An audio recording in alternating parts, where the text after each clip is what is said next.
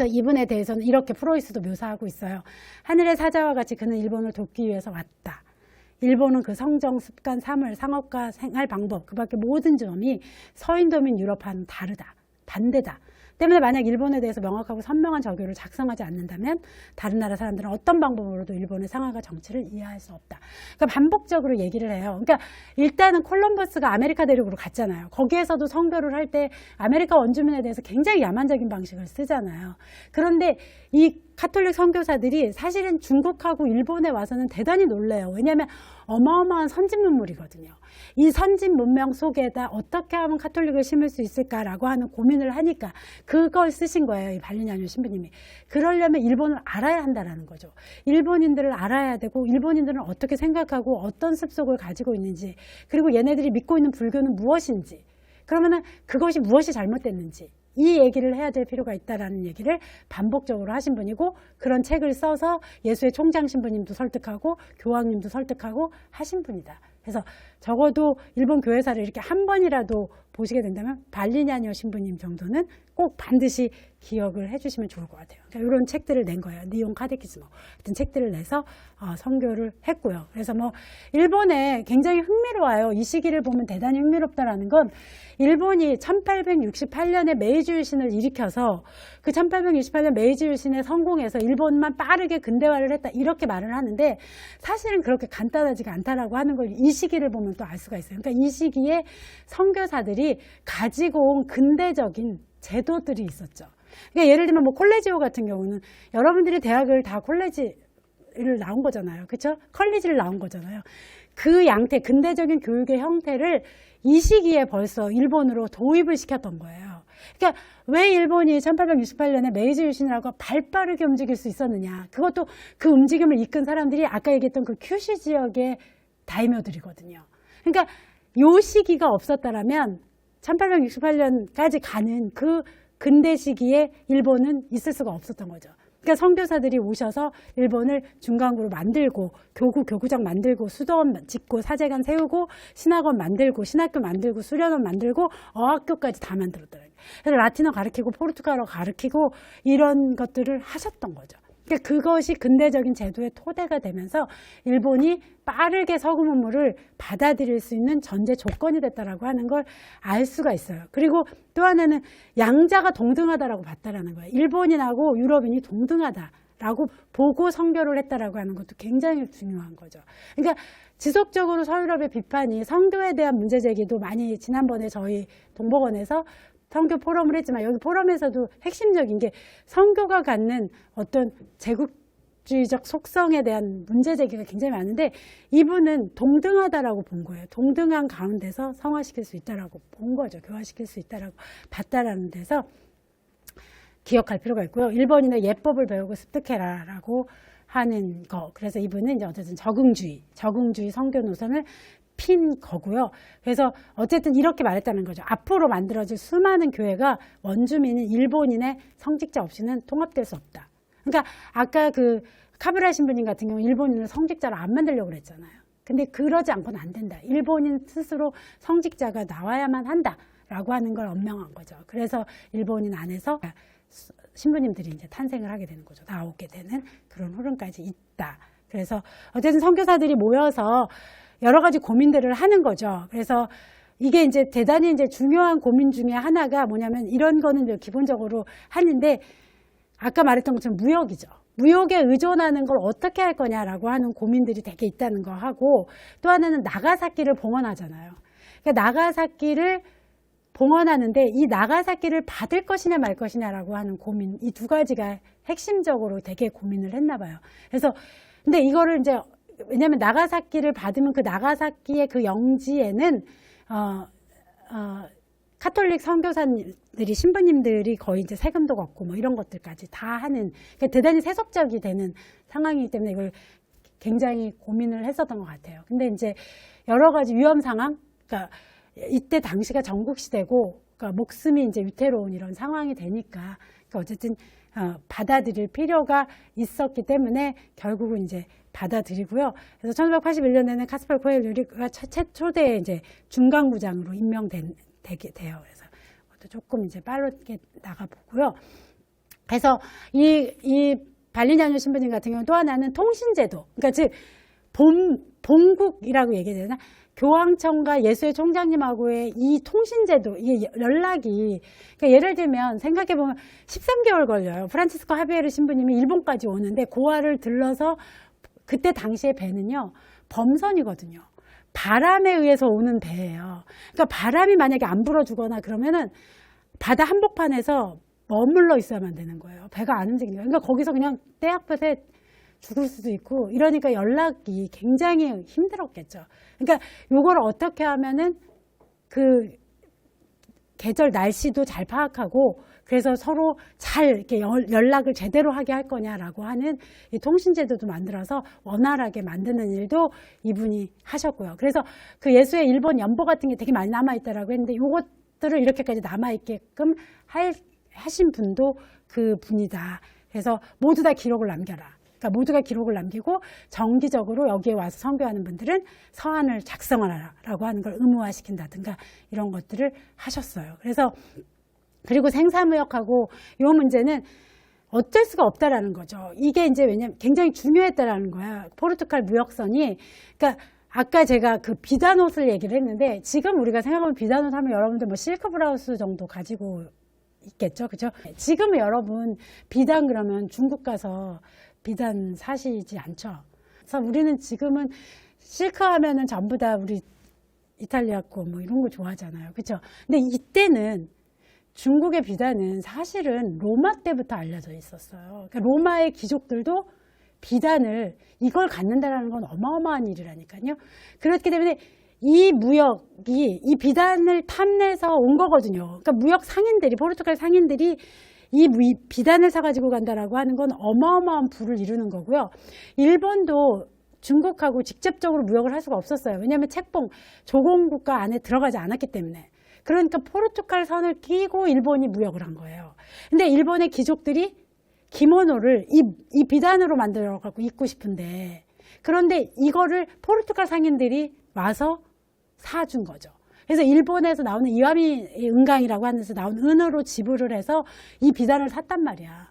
그러니까 그런데 이거를 선교사들이 여기에 예수의 선교사가 관여하게 된다라고 하는 것이 갖는 여러 문제들이 있잖아요. 이 건이 얽히면 막 살인도 일어나고 그러니까 이거를 금해야 하느냐라고 하는데 그러면 우리는 뭐 먹고 사느냐 이런 게 있죠. 선교를 하는 데는 비용이 들어가는데 그 비용을 어떻게 만드느냐라는 문제도 있었기 때문에 기리스탄 공동체가 이 한 가닥의 실, 그러니까 이 생사에 의존하고 있다 이렇게 얘기를 하는 거죠. 그러니까 어쩔 수 없다. 무역에 개입할 수밖에 없다.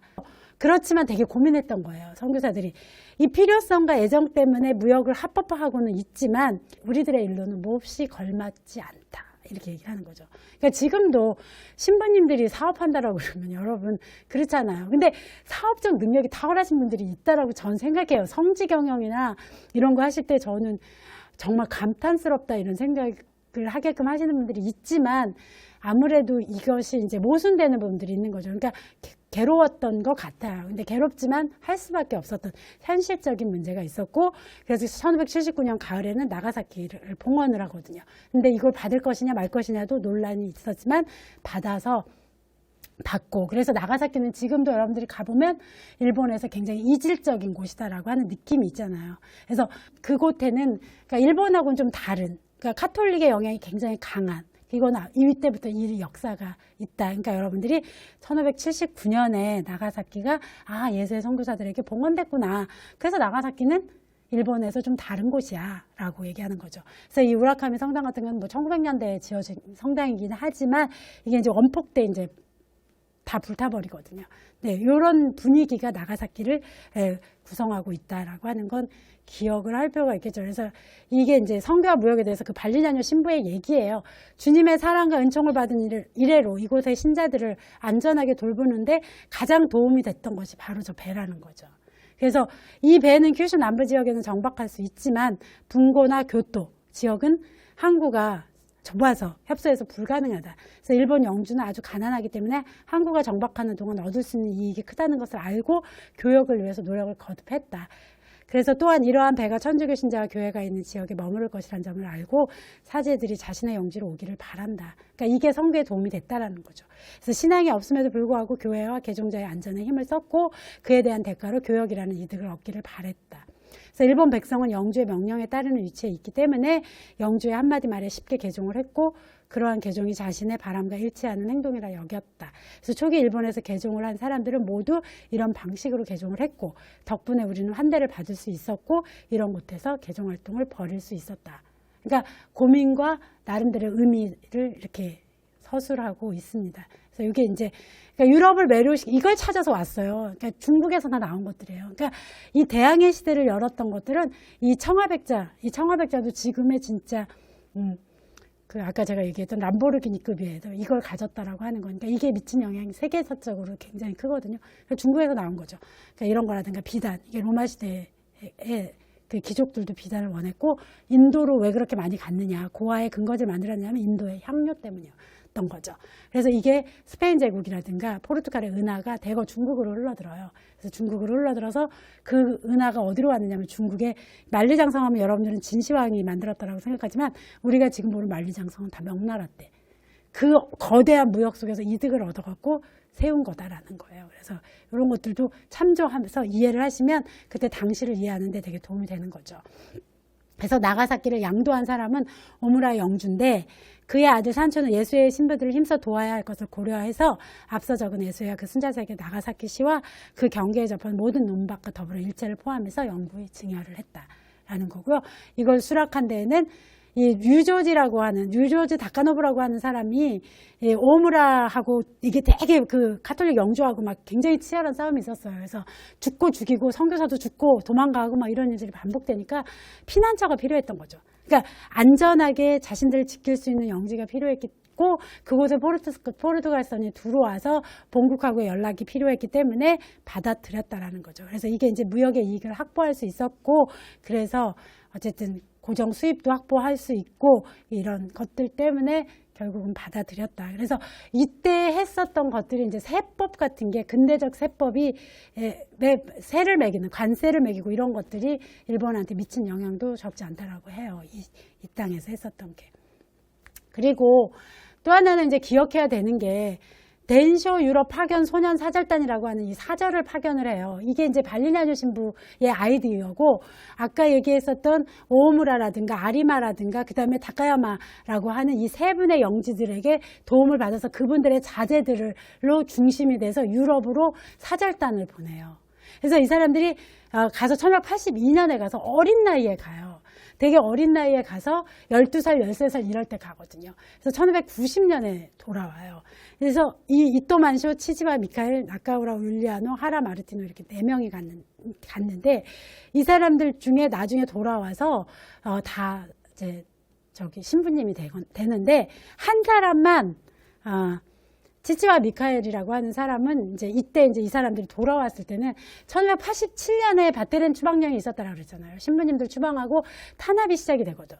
그러니까 이때 이 상황을 보고서 요 한 사람만 배교를 해요. 그러니까 배교를 했는데 배교를 했다라고 해도 갈 곳이 없죠. 이미 너는 거기까지 갔다 오고 그랬는데 그래서 되게 굉장히 고독하게 살다가 갔다라고 하는데 다른 분들은 신부님이 돼서 열심히 선교를 하다가 다 순교를 하세요. 그러니까 이런 분들로 구성된 12~13세의 소년들로 구성돼서 유럽에 보냅니다. 유럽에 가서 교황까지 다 만나고 오는 사절단이 이때 이미 파견됐다. 이것도 대단히 놀라운 일이라면 놀라운 일이거든요. 그러니까 이 시기에 이미 갔다. 그래서 목적 자체는 일본인의 유럽에 대한 오해를 없애기 위해서 갔다 오서 이분들이 다녀와서 돌아와서 유럽을 직접 눈으로 보고 온 것들을 얘기를 한다라면 이것이 갖는 게 되게 힘이 있다라고 본 거죠. 그러니까 유럽인들의. 그리고 그리스도의 위세를 알리고 싶었다라고 하는 것도 있고요. 그래서 로마에 또 이 일본이 등장함으로 인해서 교황의 지원을 얻을 수가 있고 예수의 총장의 적극적인 지원도 얻을 수 있기 때문에 이들을 데리고 가요. 그래서 이 파견 자체가 굉장히 유럽에서 일본 붐을 일으키게 해요. 그러니까 여러분들은 그런 경험을 했는지 모르겠지만 저는 왜 외국인들이 일본에 대해서 굉장히 친일적이에요. 유럽이나 미국인들을 만나보면 그러면 왜 그럴까 이런 생각을 굉장히 많이 했었어요. 그게 이제 물론 메이지 유신 이후에 제국주의 열강에 일본이 들어가면서의 친밀감도 있지만 저는 역사가 이렇게 길구나 라고 하는 걸 한 거예요. 물론 조선인들도 갔어요. 토마스라든가 이게 조선인들도 갔는데 조선인은 그냥 그 사람이 출신이 조선인이다라고 하는 것 정도지만 이렇게 이런 단위로 오진 않은 거죠. 나중에 한 번 더 가거든요. 일본에서 파견을 더 가는데 어쨌든 이 사람들이 가서 원조도 얻으려고 하고 그래서 유럽에서 굉장한 그 일본 붐을 일으키면서 그 마테오 리치도 그 붐의 영향을 받은 거예요. 내가 아시아 선교를 하겠다라고 한 데는 이 사람들이 가갖고 그 유럽을 들썩들썩 만든 거죠. 뭔지 그러니까 어디 지팡구라고 하는 이 일본인들에 대해서는 유럽인들은 그 동방견문록 있잖아요. 그러니까 여러분들이 들어봤는지 모르겠는데 다 대부분 동방견문록 정도는 그러니까 원나라 때 중국의 원나라 때 와가지고 남긴 그 책이잖아요. 그 책에 의해서 지팡구라고 하는 나라가 있다. 그러니까 일본에 그래서 그 지팡구라고 하는 나라는 금이 쏟아지는 나라다라고 유럽인들한테 인식이 있었거든요. 근데 그 일본에서 여기에 왔다. 그래서 일본인들이 왔다라고 하는 걸로 유럽 전체 사회를 들썩이게 만들었다.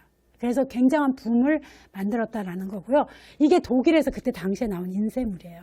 그러니까 어땠는지를 알 수가 있는 거죠. 이 사람들은 물론 포르투갈하고 로마랑 뭐 이런 데를 갔지만 유럽은 연결되어져 있으니까 독일에서 이 4명의 사절에 대한 이 포스터가 나오고 이게 인쇄돼가지고 이 붐을 일으켰다라고 하는 거고요. 그래서 만약 교황성화와 국왕전화가 이 새로운 일본의 교회와 그리스도인을 가지고 있는 예수회를 확보하고 유지하는 일을 희망하신다면 필요한 경비를 조달하기에 충분하고 확실한 고정 수입을 예수회에 지급하는 것이 필요하다. 그러니까 즉, 이 성교를 보호하는 포르투갈 국왕의 지원과 교황의 지원을 원한 거죠. 이 선교사, 그러니까 이 사절이 가서 이야기함으로써 이런 사람들이 있는 나라다. 그러니까 그 나라의 선교를 도우려면 이렇게 해달라라고 하기 위해서도 갔었다라는 거고요. 그리고 그 중에 하나, 그 사절단으로 갔던 그 어린 소년이 남긴 기록인 거죠. 예수회를 교황 성화는 눈에라도 넣을 만큼 사랑하시고 성속의 제후도 깊이 마음속으로 존경하고 있는 것도 당연한 이치겠죠. 예수회의 사랑을 받은 우리들도 또 깊이 존경해야 할 아버지의 영광과 은혜에 가득 넘치는 아들로서 예수의 이와 같은 영광과 찬미해야 할 해의 이름과 모든 인류에게 있어 그 크신 권위에 대해 축복을 드리나이다 라고 하는 말을 남겼다라는 거예요. 그러니까 어떤 역할을 했는지 알겠죠. 이런 그림들이 남아있어요. 그때 갔던 사절단 중에 하나인 이토만쇼가 교황 그레고리오 13세를 아련하고 있는 장면들이 이렇게 그림으로도 남아있는 거죠. 그래서 이 사람이 이토만쇼고요. 그리고 또 하나는 아까 저희가 봤던 것처럼 이 사람들이 인쇄기를 가지고 와요.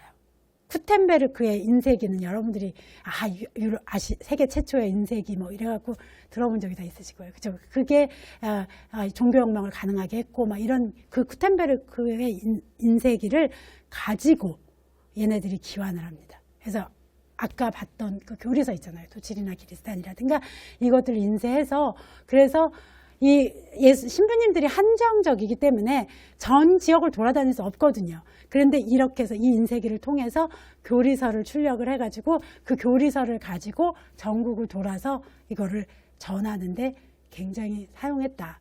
그래서 돌아온 사람에 대한 프로이스의 기록이에요. 그 사절단에 그들은 정말로 능숙하게 이야기하고 애정을 담아 말해야 하기 때문에 일본인들은 놀랐다. 우리 유럽 그리스도 교회의 일을 세밀하게 관찰하고 그것들이 그들의 내리에 새겨져 있는가를 보고 감동했다. 이것으로 보아도 이들 일본인들의 현명함을 충분히 알 수 있다. 라고 프로이스의 기록. 그 사절단에 대한 기록이고요. 이게 이제 일본에서 1871년에 있었던 이와쿠라 사절단이거든요. 이 이와쿠라 사절단은 1868년에 메이지 유신이 일어나고 난 다음에 그 메이지 유신을 일으켰던 주요 멤버들이 건 2년 동안 유럽을 돌아요. 그래서 유럽에 대한 공부를 하고 오는데 이 사절단의 성공이 일본의 근대화를 가능하게 했다라고 말하는데 이 중에 하나가 이토 히로부미가 있고 이토 히로부미를 저격한 사람이 바로 안중근 의사잖아요. 안중근 의사는 우리 김동원 비울 신부님께서 동양평화론으로 논문 쓰시고 이런 연결되는데 이 이토 히로부미가 이 멤버 중에 하나였던 거예요. 그러니까 근데 이 사절단이 이렇게까지 성공적이었던 이유가 뭐였을까라고 한다면 앞에서 덴쇼 유럽 파견 소년 사절단이라든가 이런 전사가 있었다. 앞에 역사 속에서 배운 것들을 이들이 실행을 했고 가서 배워가지고 온 거죠. 그래서 이때 이 이와쿠라 사절단에도 어린 소녀들 막 데려가요. 그래서 일본의 최초의 여학교인 스다주쿠 같은 경우 어린 여자아이를 데려가서 그 여자아이를 키워서 만들게 하고 이러거든요. 그러니까 굉장히 유사한 거죠. 이런 모습들이 있다. 그래서 이 시기까지가 여기까지가 내용이에요. 그러니까 이 기리스탄 시대라고 하는 시기에 일본에서 카톨릭 선교사들이 오셔서 했었던 활동이 여기까지고요. 이제 다음 시간에는 도요토미 히데요시에 의해서 파테닌 추방령이 내려지고 그리고 난 다음에 잠복 키리스탄들의 그 활동까지 살펴보는 걸로 하고요. 오늘은 여기까지 하겠습니다. 네.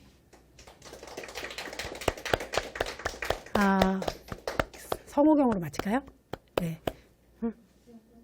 영광송으로. 네. 성부와 성자와 성령의 이름으로 아멘. 영광이 성부와 성자와 성령께 처음과 같이 이제와 항상 영원히 아멘.